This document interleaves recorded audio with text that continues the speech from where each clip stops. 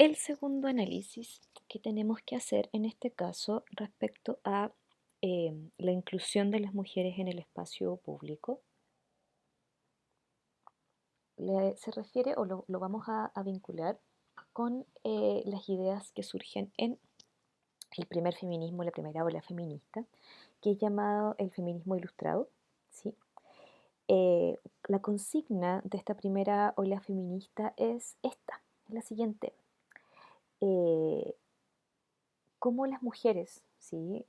Como estas mujeres en la época de la Ilustración, reclamaban, hacían vindicaciones constantes, ¿sí? Para poder participar de la humanidad, ¿sí? Para poder formar parte de la humanidad. ¿Sí? Y aquí tenemos las ideas de una autora canónica para cualquier estudio de feminismo, que es Mary Wollstonecraft, ¿sí? Bueno, una pensadora intelectual feminista en la época, una persona que también participó de los círculos de, intelectuales de la época. Estamos hablando de la época ilustrada, estamos hablando de la modernidad, eh, de la época de hecho previa a la Revolución Francesa. María Wollstonecraft se traslada a Francia durante la Revolución Francesa para ver efectivamente qué es lo que estaba ocurriendo en este espacio revolucionario, y qué es lo que estaba ocurriendo en esta instancia. Por lo tanto, se movía en los círculos intelectuales de la época y las ideas de Mary Wollstonecraft con otras también mujeres ilustradas era el hecho de tener que vindicar el rol de la mujer como ser humano, ¿sí? Porque según estas autoras, según Wollstonecraft o también según Olympe de Gouges, que es otra también de las feministas ilustradas, ¿sí? Las mujeres no eran consideradas humanas, no se les permitía el grado de humanidad y por lo tanto no se les permitía alcanzar la virtud, que esa es una expresión importante en este momento, ¿sí? La virtud, cómo se les permitía o se les pedía a los hombres que la alcanzaran.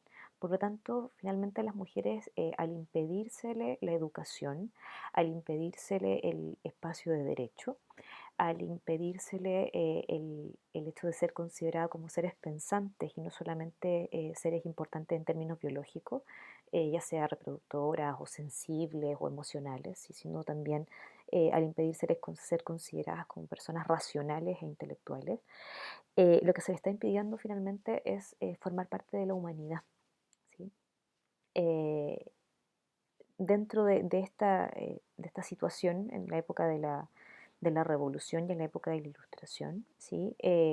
Bueno, se hablaba, y esas son palabras de Olympe de Gouges, las mujeres eran el tercer estado del tercer estado, ¿sí? Eran el oprimido dentro de todos los oprimidos, ¿sí? Eran las personas olvidadas dentro de este grupo que había sido oprimido por las clases altas, ¿sí? Y en la época de la Ilustración, y gracias al feminismo ilustrado, es la primera ocasión, como en la historia, en que las mujeres de hecho se comprenden a sí mismas, ¿no? Nos comprendemos a nosotras mismas como un colectivo, en primera instancia, y un colectivo oprimido. ¿Sí? Y por lo tanto hay una vindicación de cuáles son los derechos que deberían tener las mujeres y cuál es la situación en la que deberían estar respecto a los demás seres humanos. ¿Sí? Como les decía, el reclamo en esta época, el reclamo de las feministas ilustradas, era el hecho de que las mujeres fuesen consideradas seres que necesitaban del cultivo intelectual tal como los hombres, porque la virtud para hombres y mujeres era similar. Y la virtud radicaba, acuérdense, piensen en la época en la que estamos hablando de la época ilustrada, estamos hablando de la modernidad, en la modernidad donde había un auge por el racionalismo, en la modernidad donde había un auge por la confianza y el poder de la razón. Bueno, ahí se entendía, de hecho, que la virtud humana, lo más importante que poseían los seres humanos, era la capacidad racional. Y por lo tanto, el feminismo ilustrado lo que abogaba era porque las mujeres también pudiesen alcanzar esta virtud, que es el cultivo de la capacidad racional de los seres humanos. ¿Sí? Aquí hay un pequeño paneo, ¿sí? Un pequeño paneo de los tres vertientes. Yo les había comentado estas tres vertientes feministas y también estos tres movimientos, estos tres momentos, así lo podemos llamar, en los feminismos, ¿sí? Y que podemos englobarlo en momentos históricos, los feminismos también, ¿sí? Eh, Mary Wollstonecraft o Olim de Gouges pertenecen a este primer feminismo ilustrado, ¿sí? Eh, que se movilizaba principalmente por los derechos civiles y políticos de las mujeres, ¿sí?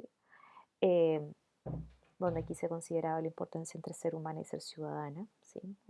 Ese era el reclamo que hacían estos movimientos de mujeres. Una segunda época histórica, años 60, tenemos el surgimiento de los feminismos más bien igualitaristas, ¿sí? Donde la consigna de hecho era visibilizar el espacio privado, y también la creación de la autoconciencia, de la construcción de identidad de los colectivos de mujeres, siendo conscientes de la situación de opresión que existen, pero principalmente trasladando y visibilizando el espacio privado, como el espacio privado había sido construido como un espacio de dominación. ¿Sí? Esta es una de las consignas importantes dentro de los feminismos igualitaristas. Estamos hablando de la época, como les comentaba, 1960 aproximadamente. ¿Sí? Y aquí surgen una serie de feminismos, una serie de ramas feministas en torno a estas consignas de los feminismos igualitaristas. ¿Sí? Un tercer momento y un tercer movimiento feminista también es estos feminismos que surgen más allá de las mujeres, donde existe bueno, el reclamo de la inclusión de las mujeres en la esfera pública, pero también donde se reconocen que no solamente las mujeres han sido oprimidas eh, por su rol de género y por su sexualidad, sino que también hay sexualidades que también han sido denostadas. Y se entiende este feminismo como la inclusión dentro de los mismos reclamos de los feminismos de las diversidades sexuales, ¿sí? De todas las sexualidades denostadas. Por lo mismo hay una articulación de las diversidades sexuales, de los movimientos, en el fondo, por las diversidades sexuales y por las sexualidades denostadas. ¿Sí? Este es un paneo simplemente para que ustedes entiendan cuál es el momento en el que estamos. Estamos acá, cuando hablamos del trabajo de Mary Wollstonecraft, estamos hablando de este trabajo, ¿sí? Un trabajo bastante antiguo, ¿sí? Un trabajo que tenemos que situarlo en el fondo en su época, tenemos que situarlo en la época moderna y por lo tanto las demandas que está haciendo esta autora son muy distintas a las demandas que nosotros conocemos de los feminismos actuales. No son las mismas demandas que se están planteando en este momento. Las demandas del el trabajo de Mary Wollstonecraft con esta vindicación de los derechos de la mujer, eh, como les comentaba, está situada en las demandas propias de la época. ¿Sí? Cuando Wollstonecraft reclama la necesidad que se entienda a las mujeres como seres humanos, finalmente lo que está pensando y lo que tiene en mente es una visión muy específica del ser humano, ¿sí? Muy, muy específica. Yo les comentaba hace minutos el hecho de que en la modernidad existe una visión y una sobrevaloración, una supravaloración de la capacidad racional de los seres humanos. O sea, definitivamente se reconoce que gracias a la capacidad maravillosa de la razón, los seres humanos han conseguido colonizar América, los seres humanos han conseguido realizar la imprenta, los seres humanos han conseguido un montón de avances tecnológicos, eh, sistemas de navegación, los seres humanos han incluso conseguido, piensen que estamos aquí, la Revolución Francesa en ciernes, ¿sí? Los seres humanos, gracias a su capacidad racional, tienen el poder en este momento histórico de darse el gobierno a sí mismo. La comunidad política se construye no desde el poder de Dios, no desde los designios divinos. Los seres humanos, en esta época se comienza a comprender que los seres humanos, el colectivo humano, tienen la capacidad de elegir a su representante, porque los seres humanos, al ser seres racionales, podemos darnos a nosotros mismos la regulación moral y la regulación política. No necesitamos que Dios nos regule moralmente, no necesitamos que Dios nos regule políticamente, no. Los seres humanos podemos elegir a nuestro gobernante y en el colectivo, en el pueblo, ¿sí? Si queremos decirlo de esa forma, en el pueblo es donde radica el poder político. La fuente del poder político y la fuente del derecho está en el pueblo, no en Dios. De esta época estamos hablando y esta es la importancia de la capacidad racional, de la organización social que posee la humanidad. Y en esta época es la que está pensando Wollstonecraft, de hecho, ¿sí? Como en esta época donde realmente es tan importante la racionalidad humana, en esta época donde es tan importante el colectivo, donde son tan importantes los seres humanos, dentro incluso de la misma creación, ¿sí? Dentro del mismo mundo, el ser humano es muy, muy importante, es muy relevante. El ser humano es quien tiene la capacidad de conocimiento, ¿sí? Y puede conocer la naturaleza, puede entender las leyes de la naturaleza, ¿sí? En esta época histórica, Wollstonecraft está entendiendo que a las mujeres se les está apartando de todo el progreso humano, ¿sí? De toda la capacidad humana, de toda la capacidad de acrecentar el conocimiento, ¿sí? De trabajar la capacidad racional, de poder comprenderse a sí mismas como colectivo y formar parte del progreso humano. Y también como a las mujeres se les ha negado la posibilidad de entenderse como seres humanos autónomos, porque en eso, de hecho, consiste la virtud. La virtud consiste en que los seres humanos, en esta época histórica llamada modernidad, gracias a la capacidad racional que tenemos, ¿sí? Se entiende que los seres humanos en esta época son capaces de autogobernarse, son capaces de autoconducirse gracias a su cultivo, al cultivo racional, gracias a que nosotros podemos educarnos, gracias a que nosotros conseguimos y desarrollamos ciertas habilidades a través de la educación, a que incluso compartimos en colectivo y reflexionamos respecto a ciertos aspectos, es que los seres humanos se entiende que en la modernidad son capaces de autogobernarse moral y políticamente. ¿Sí? Los seres humanos son capaces del autogobierno. Y lo que está ocurriendo en este momento, entiende Wollstonecraft, es que a las mujeres se les niega esa posibilidad de autogobierno, se les niega la capacidad de cultivarse, de educarse, y por lo tanto también se les niega la capacidad de autonomía. Y si a las mujeres se les niega la capacidad de autonomía, lo que está ocurriendo es que a las mujeres se les está negando la posibilidad de la humanidad y se les está negando la posibilidad de progresar junto con los seres humanos. ¿Sí? Unas ideas que tiene la autora es que efectivamente eh, las mujeres, bueno, no se les comprende realmente como si fuesen infrahumanas, ¿sí?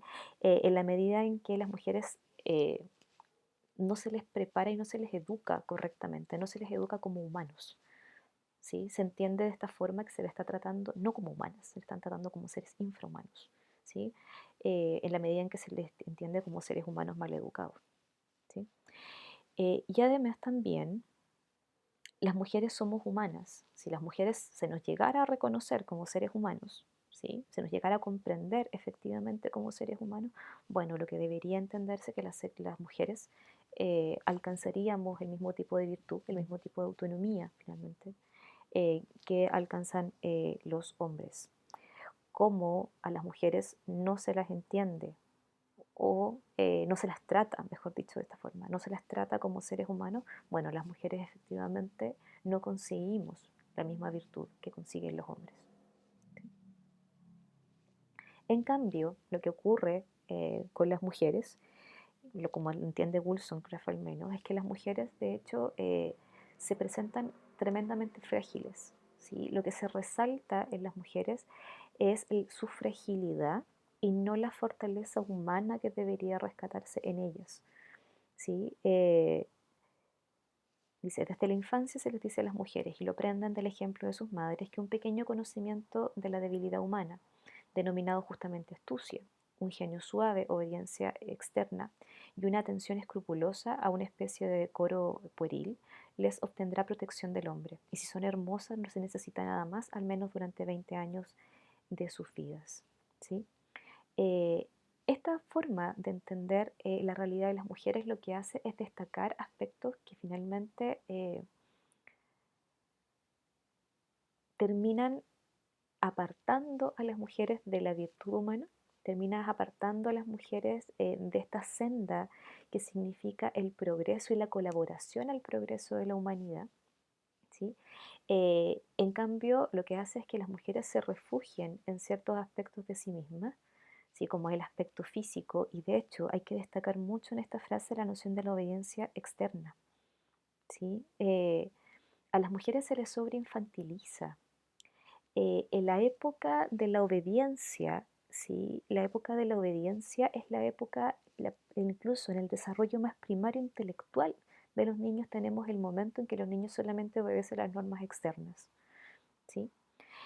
Sí, y lo que está diciendo en este caso Wollstonecraft es que se está entendiendo desde niñas a las mujeres lo que se les enseña es que las mujeres tienen que someterse y tienen que siempre vivir en torno a la obediencia externa y además a una sobrevaloración de su propio cuerpo. Lo que significa todo esto es que las mujeres permanecen a lo largo de todas sus vidas como si fuesen niñas. Nunca existe un desarrollo intelectual adulto y nunca efectivamente se valora lo que se valora en el resto de los seres humanos, hombres, ¿sí? Que es el desarrollo de la autonomía. Acuérdense que esa es la virtud. Lo que está reclamando Wollstonecraft es que a partir de la educación de las niñas, ¿sí? A partir de la educación de las niñas, lo que está ocurriendo es que se le está negando a los seres humanos la virtud y la capacidad de autonomía. Todos los seres humanos, según la autora, deberíamos conducirnos a través de nuestra capacidad racional y a todos los seres humanos se nos debería enseñar a conducirnos a través de nuestra capacidad racional y no destacando estos aspectos de fragilización y estos aspectos de eterna puerilidad, ¿sí? Que se destacan en las mujeres y que de hecho se transforman o que se entienden, se han entendido culturalmente como la virtud de la mujer. Lo que se ha entendido como la virtud de la mujer, efectivamente, es no la virtud de la humanidad. Por lo tanto, si entendemos que esto es la virtud de la mujer o de las mujeres, ¿sí? Si entendemos que esto es la virtud de las mujeres, bueno, entonces las mujeres no hemos sido jamás consideradas como seres humanos. ¿Sí? Que ese es el problema que está viendo la autora menor en este caso.